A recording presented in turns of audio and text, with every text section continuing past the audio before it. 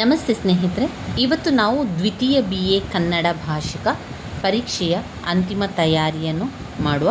ಈಗಾಗಲೇ ಪ್ರಾಚೀನ ಕನ್ನಡ ಕಾವ್ಯದ ಅಂತಿಮ ತಯಾರಿಯನ್ನು ಮಾಡಿಕೊಂಡಿದ್ದೇವೆ. ಅದರ ಸಾರಾಂಶವನ್ನು ಸರಳವಾಗಿ ಸುಲಭವಾಗಿ ತಿಳ್ಕೊಂಡಿದ್ದೇವೆ. ಪ್ರಾಚೀನ ಕನ್ನಡ ಕಾವ್ಯದಿಂದ ಸಂದರ್ಭ ಸ್ವಾರಸ್ಯ ಪ್ರಶ್ನೆಗಳೆಲ್ಲ ಬರೋದರಿಂದ ಪ್ರಾಚೀನ ಕನ್ನಡದ ಕಾವ್ಯದ ಪ್ರತಿಯೊಂದು ಕಾವ್ಯವನ್ನು ಕೂಡ ನೀವು ತಿಳ್ಕೊಳ್ಬೇಕು. ಪ್ರತಿಯೊಂದು ಕಾವ್ಯದ ಸಾರಾಂಶ ಸರಿಯಾಗಿ ನೀವು ಅರ್ಥ ಮಾಡಿಕೊಂಡ್ರೆ ಎಲ್ಲವನ್ನು ಕೂಡ ಬರೀಲಿಕ್ಕೆ ಸಾಧ್ಯ ಆಗ್ತದೆ. ಇನ್ನು ಬರುವಂಥದ್ದು ಸಣ್ಣ ಕಥೆಗಳು. ಇವತ್ತು ನಾವು ಸಣ್ಣ ಕಥೆಗಳಲ್ಲಿ ಬಂದಿರುವಂತಹ 8 ಸಣ್ಣ ಕಥೆಗಳ ಸಾರಾಂಶವನ್ನು ಸರಳವಾಗಿ ತಿಳಿತಾ ಹೋಗುವ. ಮೊದಲಿಗೆ ಬರುವಂಥದ್ದು ವೆಂಕಟಶಾಮಿಯ ಪ್ರಣಯ. ಮಾಸ್ತಿಯವರು ಬರೆದಿರುವಂತಹ ಸಣ್ಣ ಕತೆ. 10 ಅಂಕಕ್ಕೆ ಹಲವು ಬಾರಿ ಕೇಳಿರುವಂತಹ ಪ್ರಶ್ನೆಯಾಗಿದೆ. ಪುಟ ಸಂಖ್ಯೆ 158ರಲ್ಲಿದೆ ನೋಡಿ. ಪುಟ ಸಂಖ್ಯೆ 158ಕ್ಕೆ ಹೋಗುವ.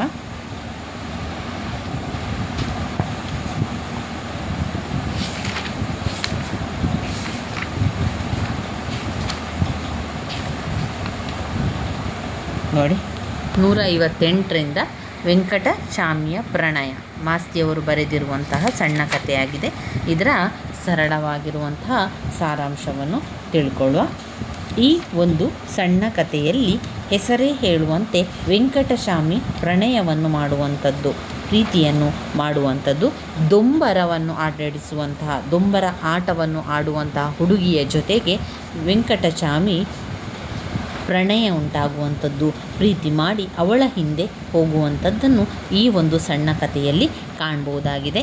ಇಲ್ಲಿ ಮುಖ್ಯವಾಗಿ ಲೇಖಕರು ಹೇಳುವಂತೆ ಒಂದು ಹಳ್ಳಿಯಲ್ಲಿ ಆಗಿರುವಂತಹ ಘಟನೆ, ಹಳ್ಳಿಯಲ್ಲಿ ನಡೆದಿರುವಂತಹ ಇದೊಂದು ಕತೆ.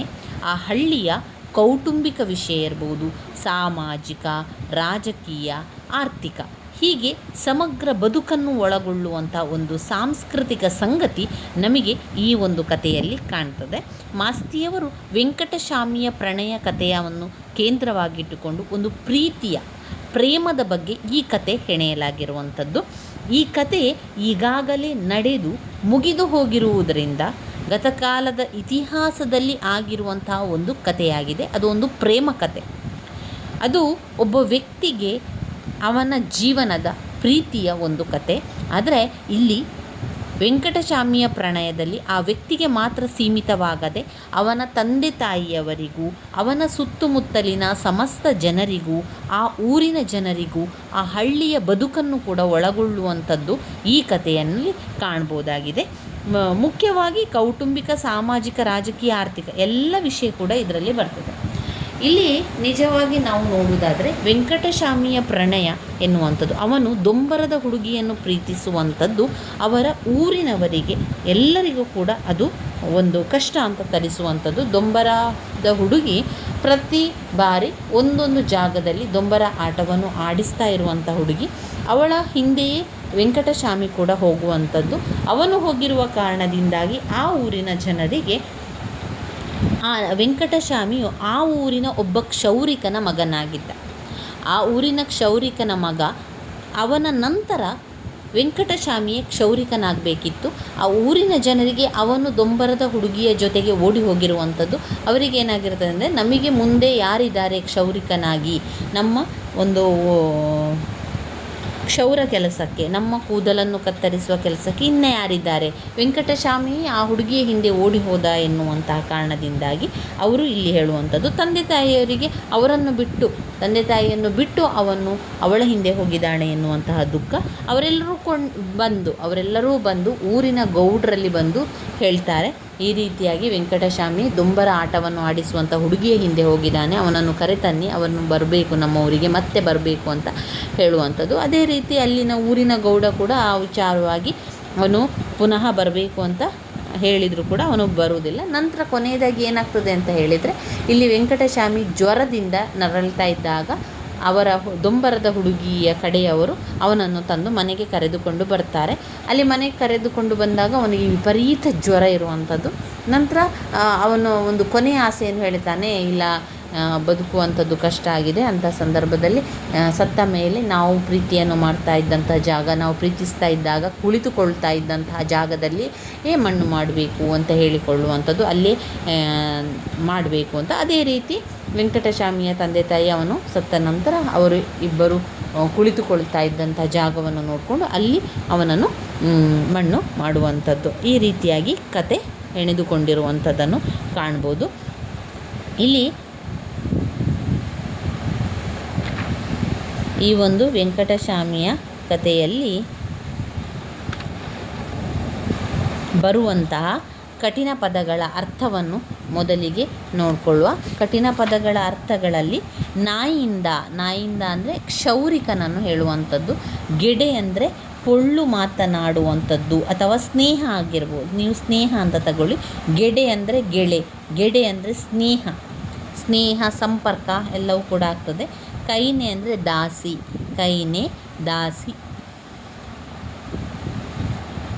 ಇಶಾರಣೆ ಅಂದರೆ ವಿಚಾರಣೆ.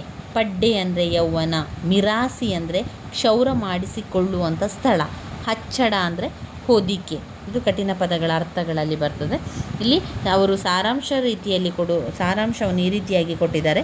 ವೆಂಕಟಸ್ವಾಮಿಯ ಪ್ರಣಯ ಕಥೆಯ ಕೇಂದ್ರ ಪ್ರಣಯ ಅಥವಾ ಒಂದು ಪ್ರೀತಿಯ ಬಗ್ಗೆ ಈ ಒಂದು ಸಣ್ಣ ಕಥೆಯನ್ನು ಕಾಣಬಹುದಾಗಿದೆ.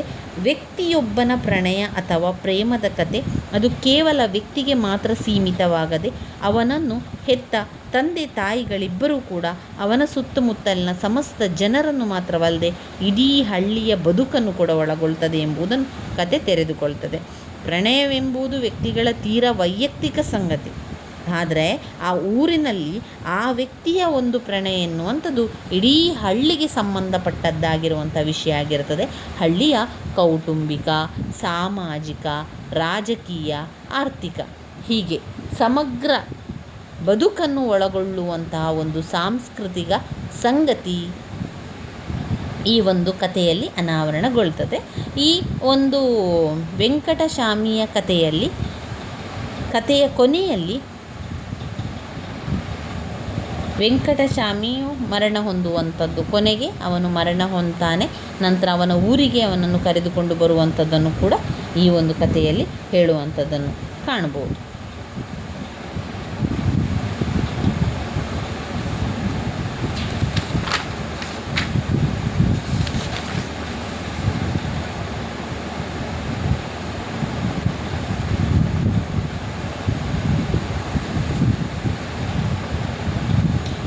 ಎಲ್ಲ ಜನರು ಹೇಳುವಂತೆ ದೊಂಬರದ ಜೊತೆಗೆ ದೋಸ್ತಿ ಮಾಡಿ ನಾಯಿಯಿಂದ ನಾಯಿ ತಿಂದ ಎಂಬ ಗಾದೆ ಮತ್ತು ವೆಂಕಟಸ್ವಾಮಿಯಂತಹ ಸ್ವಚ್ಛವಾದ ನಿರ್ಮಲವಾದ ಪ್ರೇಮವನ್ನು ಹಳ್ಳಿಯ ಜನರು ಪರಿಸರ ಅವಮರ್ಯಾದೆಯಿಂದ ಅಗೌರವದಿಂದ ಕಾಣ್ತಾ ಇದ್ದರು.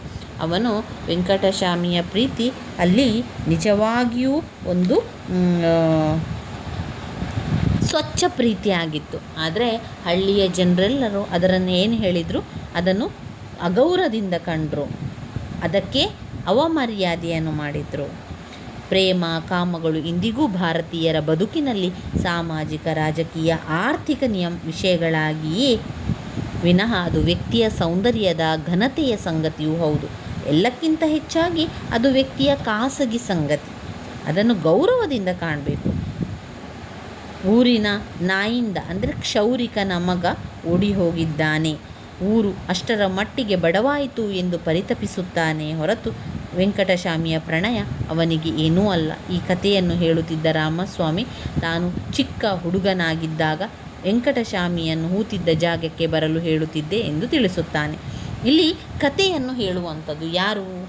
ರಾಮಸ್ವಾಮಿ ಎನ್ನುವರು ನಮ್ಮ ಲೇಖಕರಿಗೆ ವಿಷಯವನ್ನು ಹೇಳುವಂಥದ್ದು. ಈ ಊರಿನಲ್ಲಿ ಈ ರೀತಿ ಆಯಿತು ಎನ್ನುವಂಥದ್ದನ್ನು ಹೇಳುವಂಥದ್ದು. ಕಪ್ಪು ಮುಖ, ಕಪ್ಪು ಕಣ್ಣು, ಗುಡ್ಡೆ, ಕಪ್ಪು ಮೀಸೆ. ಇಲ್ಲಿ ವೆಂಕಟಸ್ವಾಮಿ ಯಾವ ರೀತಿ ಇದ್ದ ಅಂತ ಇಲ್ಲಿ ವರ್ಣಿಸಿರುವಂಥದ್ದನ್ನು ಕಾಣ್ಬೋದು. ಕಪ್ಪು ಮುಖ ಇತ್ತವನಿಗೆ, ಕಪ್ಪು ಕಣ್ಣಿನ ಗುಡ್ಡೆ, ಕಪ್ಪು ಮೀಸೆ, ಹೀಗೆ 3 ಜಾತಿಯ ಚೆಲುವಾದ ಕಪ್ಪು ಬಣ್ಣಗಳನ್ನು ಹೊಂದಿದ್ದಂಥವನು ವೆಂಕಟಸ್ವಾಮಿ. ಈ ವೆಂಕಟಸ್ವಾಮಿಯು ಪ್ರೇಮಕ್ಕೆ ದೊಂಬರ ಜಾತಿಯ ಕಟ್ಟುಮಸ್ತಾದ ಪ್ರತಿಭಾವಂತ ಹುಡುಗಿ ಸಹಜವಾಗಿ ಒಲಿಯುತ್ತಾಳೆ. ಬಹುಶಃ ಅವನ ಸೌಂದರ್ಯ ಅವನ ಮುಖಕ್ಕಿಂತ ಹೆಚ್ಚಾಗಿ ಅವನ ಹೃದಯದ ಪ್ರೇಮದಲ್ಲಿ, ಅವನ ಅಂತರಂಗದಲ್ಲಿ ಇದ್ದರಿಂದ ಆ ಹುಡುಗಿ ಸಹಜವಾಗಿ ಒಲಿದಿರುತ್ತಾಳೆ. ಈ ಸಮಾಜ, ತಂದೆ ತಾಯಂದಿರು, ಜಾತಿ ಜಾತಿಯನ್ನು ಆಧರಿಸಿದ ಕುಟುಂಬದ ವೃತ್ತಿ, ತಾವು ಬದುಕಿದ್ದ ಹಳ್ಳಿಯ ಜೀವನ ಎಲ್ಲವನ್ನು ಮೀರಿ ಅವರು ಒಂದು ತಿಂಗಳ ಕಾಲ ಹಳ್ಳಿಯ ನಿರ್ಮಲ ವಾತಾವರಣದಲ್ಲಿ ತಮ್ಮ ಪ್ರೇಮದ ಬದುಕನ್ನು ಬದುಕ್ತಾರೆ.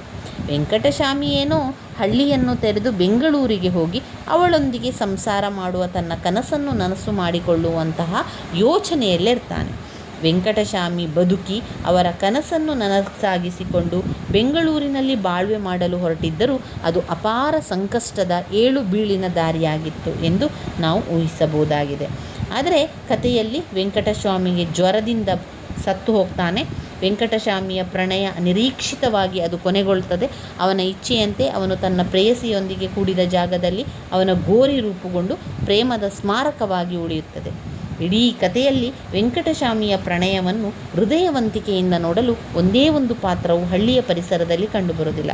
ವೆಂಕಟಸ್ವಾಮಿಯ ತಾಯಿಗೆ ಮಗನ ಪ್ರೇಮ ಪೋಲಿ ಕೆಲಸ, ತಂದೆಗೆ 3 ದಿನ ಕಳೆದರೆ ಬಿಟ್ಟು ಹೋಗುವಂತಹ ರೋಗ, ಊರಿನ ಗೌಡರಿಗೆ ತನ್ನ ಊರಿನ ನಾಯಿಂದ ಮಗನನ್ನು ಯಾರೋ ದೊಂಬರದ ಹುಡುಗಿ ಹಾರಿಸಿಕೊಂಡು ಹೋದಳು ಎಂದರೆ ಬೇಟೆಗಾರ ನಾಯಿಯನ್ನು ನರಿ ಎತ್ತಿಕೊಂಡು ಹೋದ ಹಾಗೆ. ಗೌಡನ ಗೌಡಿಕೆಯ ಮರ್ಯಾದೆಗೆ ಕಡಿಮೆ. ಇಂದಿಗೂ ಅವರ ಹಳ್ಳಿಯಲ್ಲಿ ದೊಂಬರದ ಜೊತೆಗೆ ದೋಸ್ತಿ ಮಾಡಿ ನಾಯಿಯಿಂದ ನಾಯಿ ತಿಂದ ಎಂಬ ಗಾದೆ ಮಾತು ಕೇಳಿಬರ್ತದೆ. ವೆಂಕಟಸ್ವಾಮಿ ಸ್ವಚ್ಛ ನಿರ್ಮಲ ಪ್ರೇಮವನ್ನು ಮಾಡಿದ್ದ. ಅದು ಹಳ್ಳಿಯ ಪರಿಸರದ ಅಗೌರವನ್ನು ಕಾಣ್ತದೆ.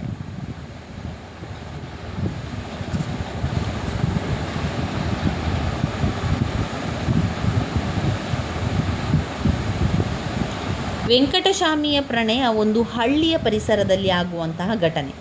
ಅದು ಪಡೆಯಬಹುದಾದ ನೆಲೆ, ಬೆಲೆ. ಪ್ರಣಯವೆಂಬುದು ವ್ಯಕ್ತಿಯ ಅಂತರಂಗದ ಭಾವನೆಯಾಗಿ ವೈಯಕ್ತಿಕವಾಗಿ ಬದುಕಿನ ಒಂದು ಅಂಗವಾಗಿ ಮಾತ್ರ ಉಳಿಯದೆ ಅದು ಆ ಇಬ್ಬರು ವ್ಯಕ್ತಿಗಳನ್ನು ಒಳಗೊಂಡಿರುವ ಕುಟುಂಬ, ಆ ಮೂಲಕ ಹಳ್ಳಿಯ ರಾಜಕೀಯ, ಆರ್ಥಿಕ, ಸಾಮಾಜಿಕ ಬದುಕನ್ನು ಆವರಿಸುವಂತಹ ಸಂಗತಿ ಎಂಬುದನ್ನು ಕತೆ ಪದರ ಇಲ್ಲಿ ಬೇರೆ ಬೇರೆ ರೀತಿಯಲ್ಲಿ ವಿವರಿಸ್ತಾ ಹೋಗುವಂಥದ್ದನ್ನು ಕಾಣ್ಬೋದಾಗಿದೆ. ವೆಂಕಟಸ್ವಾಮಿಯ ಪ್ರಣಯದಲ್ಲಿ ಒಟ್ಟಿನಲ್ಲಿ ವೆಂಕಟಸ್ವಾಮಿಯು ದೊಂಬರವನ್ನು ಆಡಿಸುವಂಥ ಹುಡುಗಿಯನ್ನು ಪ್ರೀತಿಸಿ ಅವಳ ಜೊತೆಗೆ ಪಕ್ಕದ ಊರಿಗೂ ಕೂಡ ಅವನು ಹೋಗುವಂಥದ್ದು. ದೊಂಬರ 2 ದಿನ ರಾಮಸ್ವಾಮಿಯವರ ಊರಿನಲ್ಲಿದ್ದು ಗೌಡನಿಂದ ಮರ್ಯಾದೆಯನ್ನು ಪಡೆದು ಮುಂದಿನ ಊರಿಗೆ ಹೋಗ್ತಾನೆ. ಆದರೆ ಅವರ ಊರಿನ ನಾಯಿಂದ ಮಗ ವೆಂಕಟಸ್ವಾಮಿ ದೊಂಬರ ಊರು ಬಿಟ್ಟು ಹೋಗುವಾಗ ಕೆಲವರೊಂದಿಗೆ ಹೋದವನು ಹಿಂದಿರುಗಿ ಬಾರದೆ ದೊಂಬರದೊಂದಿಗೆ ಪಕ್ಕದ ಊರಿಗೆ ಹೋಗಿ ತಂದಾನೆ. ಮಾರನೇ ದಿನ ಪಕ್ಕದ ಊರಿನವರು ವೆಂಕಟಸ್ವಾಮಿ ದೊಂಬರನೊಂದಿಗೆ ಪಕ್ಕದ ಊರಿನಲ್ಲಿ ತಂಗಿದ್ದನ್ನು ನೋಡಿ ಹೇಳುವಂಥದ್ದು, ದೊಂಬರ ಹುಡುಗಿಯನ್ನು ಮದುವೆಯಾಗುವುದಾಗಿ ಹೇಳುತ್ತಿದ್ದಾನೆ ಎಂಬ ವರ್ತಮಾನವನ್ನು ವೆಂಕಟಸ್ವಾಮಿಯ ಮನೆಯವರಿಗೆ ಮುಟ್ಟಿಸಿದಾಗ ವೆಂಕಟಸ್ವಾಮಿಯ ಮನೆಯಲ್ಲಿ ಗೋಳೆ ಹೇಳ್ತದೆ. ಅಂದರೆ ಬೊಬ್ಬೆ ಹಾಕ್ತಾರೆ, ಅವರು ದುಃಖ ಪಡ್ತಾರೆ. ಇವಿಷ್ಟು ವೆಂಕಟಸ್ವಾಮಿಯ ಪ್ರಣಯಲ್ಲಿ ಬರುವಂತಹ ವಿಚಾರಗಳಾಗಿದೆ. ಇನ್ನು ಬರುವಂಥದ್ದು ಧನ್ವಂತರಿ ಚಿಕಿತ್ಸೆ. ಧನ್ವಂತರಿ ಚಿಕಿತ್ಸೆಯನ್ನು ಬರೆದವರು ಕುವೆಂಪು. ಇಲ್ಲಿ ನಾನು ಸಾರಾಂಶವನ್ನು ಸಣ್ಣದಾಗಿ ನಿಮಗೆ ಹೇಳುವಂಥದ್ದು. ಇದನ್ನು ಈಗಾಗಲೇ ನಾನು ಇದರ ಸಂಪೂರ್ಣ ವಿಶ್ಲೇಷಣೆಯನ್ನು ಕಳೆದ ವಿಡಿಯೋದಲ್ಲಿ, ಹಳೆಯ ವಿಡಿಯೋದಲ್ಲಿ ಎಲ್ಲ ಕೂಡ ಮಾಡಿದ್ದೇನೆ. ಅದೆಲ್ಲ ಕೂಡ ಪ್ಲೇಲಿಸ್ಟಲ್ಲಿದೆ, ಅದನ್ನು ನೀವು ನೋಡಿಕೊಳ್ಳಿ. ಧನ್ವಂತರಿಯ ಚಿಕಿತ್ಸೆ ಕುವೆಂಪು ಅವರು ಬರೆದಿರುವಂತಹ ಈ ಒಂದು ಸಣ್ಣ ಕಥೆಯಲ್ಲಿ ಏನಾಗಿದೆ ಅಂತ ನೋಡಿದರೆ,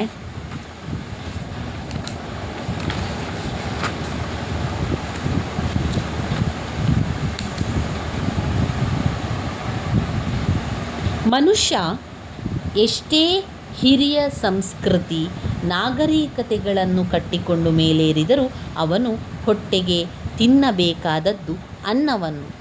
ಅದನ್ನು ಬೆಳೆಯುವವನು ಮಾತ್ರ ರೈತ. ಇಂದು ಭಾರತ ದೇಶ ಜಾಗತೀಕರಣದ ಹೆಸರಿನಲ್ಲಿ ಅಂತಾರಾಷ್ಟ್ರೀಯ ಒಪ್ಪಂದಗಳನ್ನು ಮಾಡಿಕೊಂಡು ಆರ್ಥಿಕ ಉದಾರೀಕರಣ, ಉದಾರ ಬಂಡವಾಳ ನೀತಿ, ಮಾಲ್ ಸಂಸ್ಕೃತಿ, ಚಿಲ್ಲರೆ ಸಗಟು ವ್ಯಾಪಾರದಲ್ಲಿ ವಿದೇಶಿಯರು ಸಹ ಭಾಗಿತ್ವ ಸೃಷ್ಟಿಸುತ್ತದೆ. ಅಂತಾರಾಷ್ಟ್ರೀಯ ಒತ್ತಡಗಳ ಕಾರಣ ರಾಜಕೀಯ ಧುರೀಣರು ಮಾಡುವ ಎಲ್ಲ ಆರ್ಥಿಕ ನೀತಿಗಳ ಹೊಡೆತ ನೇರವಾಗಿ ಬೀಳುವುದು ಹಳ್ಳಿಯಲ್ಲಿ ದುಡಿಯುವ ರೈತನ ಮೇಲೆ, ಸಾಮಾನ್ಯ ಮನುಷ್ಯನ ಮೇಲೆ. ಇಂತಹ ಸಮಸ್ಯೆಯ ಸುಳಿವನ್ನು ಕುವೆಂಪು ಅವರು ತಮ್ಮ ಈ ಕಥೆಯಲ್ಲಿ ಚಿಂತಿಸಿದ್ದಾರೆ. ಈ ಒಂದು ಕಥೆಯಲ್ಲಿ ಅವರು ಏನು ಹೇಳ್ತಾ ಇದ್ದಾರೆ ಅಂತ ಹೇಳಿದರೆ, ಆರಂಭದಲ್ಲಿ ಸ್ವರ್ಗಲೋಕದಲ್ಲಿ ಋಷಿಮುನಿಗಳೆಲ್ಲ ಇರ್ತಾರೆ. ಈ ಋಷಿಮುನಿಗಳ ಕಿವಿಗೆ ಒಂದು ರೀತಿಯ ದುಃಖ, ಒಂದು ರೀತಿಯ ಬೊಬ್ಬಿಡುವಂತಹ ಸ್ವರ ಅವರಿಗೆ ಕೇಳ್ತದೆ. ಅದು ಎಲ್ಲಿಂದ ಬರ್ತಾ ಇದೆ, ಆ ಒಂದು ದುಃಖ, ಆ ಒಂದು ನೋವಿನ ಸ್ವರ ಎಲ್ಲಿಂದ ಬರ್ತಾ ಇದೆ ಅಂತ ಅವರು ಹುಡುಕುವಂಥದ್ದು. ಅವರೆಲ್ಲ ಋಷಿಮುನಿಗಳು ಚರ್ಚೆ ಮಾಡಿ ನಂತರ ಅದು ಭೂಲೋಕದಿಂದ ಕೇಳಿ ಬರ್ತಾ ಇದೆ, ಆ ಒಂದು ಆರ್ತನ್ವಾದ, ಆ ಒಂದು ದುಃಖದ ಸ್ವರ ಭೂಲೋಕದಿಂದ ಕೇಳ್ತದೆ ಅಂತ ಗೊತ್ತಾದ ನಂತರ ಅವರು ನೇರವಾಗಿ ಭೂಲೋಕಕ್ಕೆ ಬರ್ತಾರೆ. ಆ ಒಂದು ಸ್ವರ ಯಾವ ಕಡೆಯಿಂದ ಬರ್ತಾ ಇದೆ ಎನ್ನುವಂಥದ್ದನ್ನು ನೋಡಿಕೊಂಡು ಆ ಸ್ವರದ ಸುತ್ತಲೂ ಹೋಗುವಂಥದ್ದು. ಕೊನೆಗೆ ಅವರಿಗೆ ಒಂದು ಸಣ್ಣ ಗುಡಿಸಲಿನ ಮನೆ ಸಿಗ್ತದೆ. ಆ ಗುಡಿಸಲಿನ ಮನೆಯಲ್ಲಿ ಒಬ್ಬ ರೈತ ದುಃಖ ಪಡುವಂಥದ್ದು, ಬೊಬ್ಬಿಡುವಂಥದ್ದು, ನೋವು ಪಡುವಂಥದ್ದು ರೈತನು ಅಂಗಾತ ಮಲಗಿಕೊಂಡು ಎದೆಯನ್ನು ಎರಡೂ ಕೈಗಳಿಂದ ಒತ್ತಿಕೊಳ್ಳುತ್ತಾ ಘೋರವಾಗಿ ನರಳ್ತಾ ಇದ್ದ. ಆ ಒಂದು ಗುಡಿಸಲಿಗೆ ಅವರು ಬರ್ತಾರೆ. ಅಲ್ಲಿ ಹಸಿವಿನಿಂದ ನರಳ್ತಾ ಇದ್ದಂತಹ ಮಗಳು, ರೈತನ ಮಗಳು, ಹಾಗೆಯೇ ರೈತನ ಹೆಂಡತಿ ದುಃಖ ಪಡ್ತಾ ಇರುವಂಥದ್ದನ್ನು ಅವರಿಗೆ ಕಾಣ್ತದೆ. ಅವರು ವೇಷ ಮರೆಸಿ, ಋಷಿಮುನಿಗಳು ವೇಷವನ್ನು ಮರೆಸಿಕೊಂಡು ಅಲ್ಲಿಗೆ ಬರ್ತಾರೆ. ಬಂದು ಹೆಂಡತಿಯಲ್ಲಿ ಏನು ಚಿಕಿತ್ಸೆ, ವೈದ್ಯರಲ್ಲಿ ತೋರಿಸಿಕೊಳ್ಳಿ, ಬೇರೆ ಬೇರೆ ಮದ್ದುಗಳನ್ನು ಮಾಡಿಕೊಳ್ಳಿ ಅಂತ ಹೇಳಿದಾಗ ರೈತನ ಹೆಂಡತಿ ಎಲ್ಲ ಮದ್ದುಗಳನ್ನು ಮಾಡಿ ನೋಡಿ ಆಯಿತು, ಯಾವುದರಲ್ಲಿ ಕೂಡ ಅವರ ರೋಗ ಗುಣಮುಖ ಆಗ್ತಾ ಇಲ್ಲ, ಯಾರಿಗೂ ಕೂಡ ಅವರ ರೋಗ ಏನು ಎಂದು ಗೊತ್ತಾಗ್ತಾ ಇಲ್ಲ ಅಂತ ಹೇಳಿದಾಗ ನಂತರ ಋಷಿಮುನಿಗಳು ಧನ್ವಂತರಿ ಋಷಿಯನ್ನು ಆ ಒಂದು ಗುಡಿಸಲಿಗೆ ಕರೆಸ್ತಾನೆ.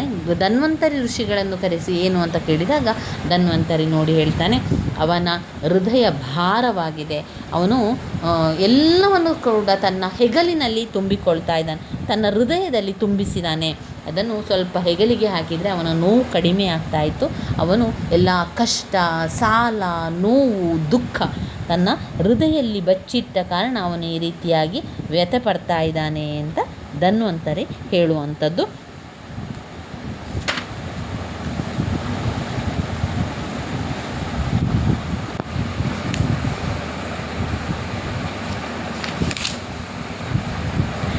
ಕೆಲ ದಿನಗಳ ನಂತರ ಈ ರೋಗವನ್ನು ಪತ್ತೆ ಹಚ್ಚಲಿಕ್ಕೆ, ರೈತನ ರೋಗ ಏನು ಅಂತ ಅದರ ರಹಸ್ಯವನ್ನು ತಿಳಿಕೆ ದೇವವೈದ್ಯನಾದಂತಹ ಧನ್ವಂತರಿಯನ್ನು ಕರೆಸ್ತಾರೆ. ಧನ್ವಂತರಿ ಒಬ್ಬನಿಗೆ ಸಾಧ್ಯವೆಂದು ಹೊಳೆದು ಋಷಿಗಳಿಬ್ಬರು ಸೇರಿ ಧನ್ವಂತರಿಯನ್ನು ಹೇಳಿ ಕಳುಹಿಸಿ, ಧನ್ವಂತರಿ ಶೀಘ್ರವಾಗಿ ಬಂದು ಮನುಷ್ಯ ವೇಷವನ್ನು ಧರಿಸಿ ರೈತನ ಪರಿಸ್ಥಿತಿಯನ್ನು ಅವನು ಕಂಗಾಲಾದರೂ ನಂತರ ಅವನನ್ನು ಪರೀಕ್ಷಿಸಲಾರಂಭಿಸ್ತಾನೆ. ಬಹಳ ಕಾಲ ಪರೀಕ್ಷೆಯ ನಂತರ ಧನ್ವಂತರಿ ಋಷಿಗಳಿಬ್ಬರ ಕಡೆಗೆ ವ್ಯಂಗ್ಯವಾಗಿ ನೋಡ್ತಾನೆ. ಅವನ ನಿರಾಸೆಯ ನೋಟ ನೋಡಿ ರೈತನ ಹೆಂಡತಿ ನೀರವವಾಗಿ ಅಳಲಾರಂಭಿಸ್ತಾಳೆ. ರೈತನ ಹೆಂಡತಿಯ ದೃಷ್ಟಿಗೆ ಧನ್ವಂತರಿ ನೀರವವಾಗಿ ನೋಡುತ್ತಿರುವಂತೆ ತೋರಿ ಬಂದರೂ ಅವರು ತಮ್ಮಲ್ಲಿ ಮಾತನಾಡಿಕೊಳ್ಳುತ್ತಿದ್ದರು. ಧನ್ವಂತರಿ, ಇದು ದೈಹಿಕ ರೋಗವಲ್ಲ, ಆತ್ಮದ ರೋಗವೇ ಎಂದು ವಿಶ್ವಾಮಿತ್ರ ಕೇಳ್ತಾನೆ. ಆತ್ಮದ ರೋಗವೇ ಎನ್ನಲು ಧನ್ವಂತರಿ, ದೇಹದ ರೋಗವಾಗಿದ್ದರೆ ದೇಹದಲ್ಲಿ ಇರಬೇಕಾಗಿತ್ತು, ಆದರೆ ಇದು ಅವನ ದೇಹದಲ್ಲಿಲ್ಲ. ನಾನು ಚೆನ್ನಾಗಿ ಪರೀಕ್ಷಿಸಿದ್ದಾನೆ, ಅಲ್ಲಿ ಎಲ್ಲಿಯೂ ಇಲ್ಲ. ಆತ್ಮದ್ದಾಗಿದ್ದರೆ ಪಾಪರೂಪದಿಂದ ತೋರಬೇಕಾಗಿತ್ತು, ಆದರೆ ಈ ಸರಳ ಸಾಮಾನ್ಯ ಜೀವನದ ರೈತನಿಗೆ ಆ ರೋಗ ಇನ್ನೂ ತಗುಲಿಲ್ಲ ಎಂದು ತಿಳಿಸಿ ತನ್ನ ಜೇಬಿನಿಂದ ಒಂದು ದಿವ್ಯ ಯಂತ್ರವನ್ನು ತೆಗೆದು ಪರೀಕ್ಷಿಸಲಾರಂಭಿಸಿದನು. ಇದು ರೈತನ ಹೆಂಡತಿಗೆ ಅಗೋಚರವಾಗಿತ್ತು.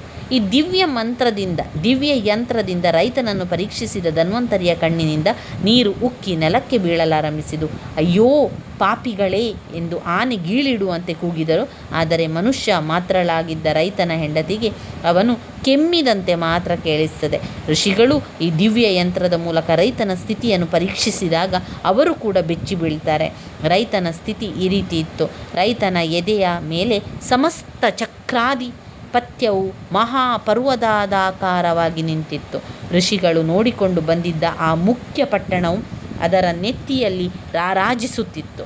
ಅಲ್ಲಿಯ ದೇವಾಲಯಗಳು, ಅಲ್ಲಿಯ ವಿದ್ಯಾಲಯಗಳು, ಅಲ್ಲಿಯ ಕ್ರೀಡಾಮಂದಿರಗಳು, ಅಲ್ಲಿಯ ಪ್ರಮೋದವನಗಳು, ಕರ್ಮ ಸಾಧನಗಳು, ಕಾರ್ಖಾನೆಗಳು, ರಾಜಪ್ರಸಾದಗಳು ತಮ್ಮ ಭಾರವನ್ನೆಲ್ಲ ರೈತನ ಎದೆಯ ಮೇಲೆ ಹಾಕಿ ಸಂಸ್ಕೃತಿ ಮತ್ತು ನಾಗರಿಕತೆ ಎಂಬ ಕೀರ್ತಿಯಿಂದ ಮೆರೆಯುತ್ತಿವೆ.